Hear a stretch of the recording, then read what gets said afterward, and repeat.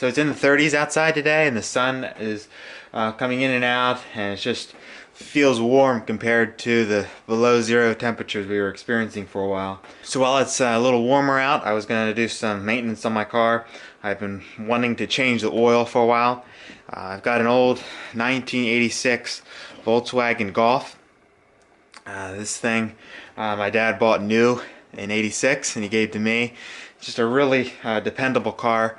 There's not a lot that breaks down on this. If you keep up with the maintenance, it's very reliable and you don't have to worry about anything. The old Volkswagens, they were just so dependable and they're easy to work on. I mean, there's just so much room in here to just get in here and work on anything, and there's not all that electronic junk in there that is always breaking down, even on new cars, and mechanics can't even figure out. So I've had it running for a little while. That way it warms up a little bit and the oil will flow out easier. You don't want to warm the engine up too long.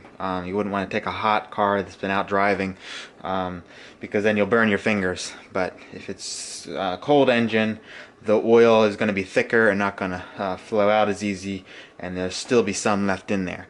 So to get most of it out, it's best to warm the engine up. So now I'm going to drain it out, and it should flow out nice and easy. Alright, so let's get started. So if you're planning on working on your car, make sure you have a good mat to lay on, or something, a blanket or something, that it makes it so much nicer when you're working up under your car.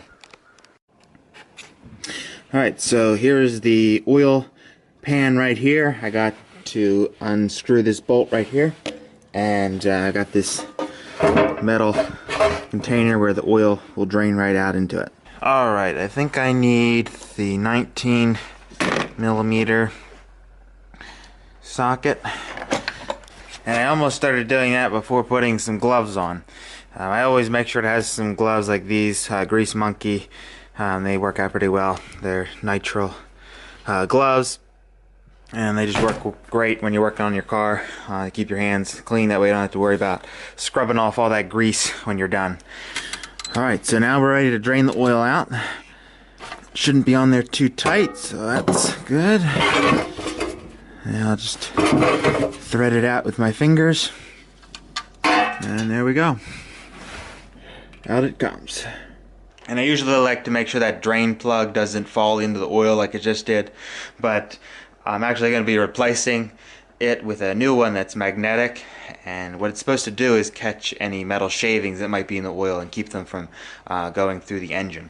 Alright, it's time to put the new drain plug in. You can see they gave me plenty of washers here. I think you're supposed to replace the brass washer every time you change the oil, so that's good. I have a bunch here. Now this is supposed to be magnetic on the tip, so I'm going to test it. I've got a nail here. Let's see if it picks it up. Alright, so it is indeed magnetic. So hopefully that'll help stop some wear on the engine. If there's metal shavings in there, it'll collect on here. So we'll see on the next oil change if there's anything on this.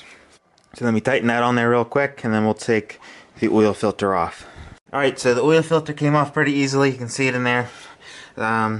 If it's really tough, I'll use one of these things. It kind of clamps on there, and you can get some more leverage on the oil filter and get it off. Alright, now we're going to put the new filter on. I got this STP filter, and I got some Castrol oil. And I'm just going to add a little of this Liqua Moly. It's anti-wear additive. So just add some of this, made in Germany.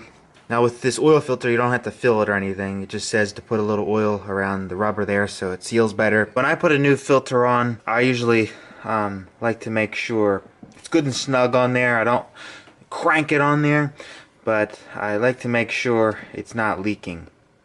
So I've not really had a problem with it not coming off when I have to change it. So I'd rather err on the side of it being too tight than too loose. But anyway, what I'm going to do once I have the oil in there, I'll just check everything, make sure it's not leaking, and if I have to, I'll tighten it a little bit more. So what I'm going to do is put some of this additive in first, then I'll put the amount of oil that should be in there, maybe a little less, just to make sure I don't put too much in. Then I'm going to run the engine for a little while, check the level. Then if I have to add some more, I'll put some more in and make sure everything's correct, no leaks, and we should be set to go here.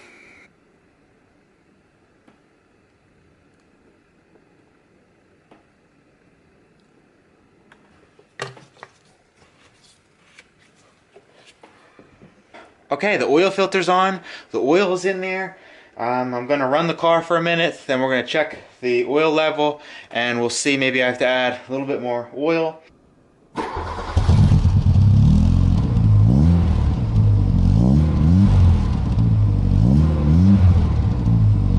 Alright, I had to add a little bit more oil, but we're all set to go now.